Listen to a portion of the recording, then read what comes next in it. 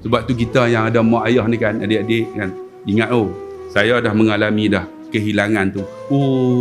Sunyi sunyi kan. Kita pernah ada mak ayah kan, selalunya balik 5 hari tu kan, ketupat tu ada hari.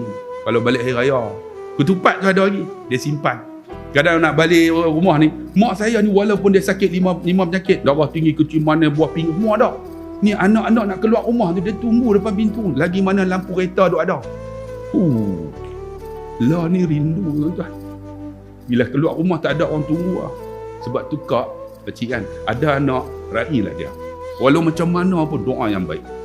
Dia tunggu dulu sampailah ni lampu hak belakang tu tak ada, baru dia masuk rumah.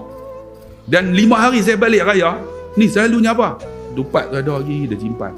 Lah ni balik rumah tak ada dah. Bila balik rumah tu ada. Masuklah rumah, bilik tu ada. Masuklah bilik, katil tu ada.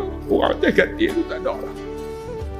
Sayu. Ni nak raya ni kan sunyi rasa. Kehilangan. Sebab tu kita ni ada mak ayah Rai kan. Doa yang terbaik.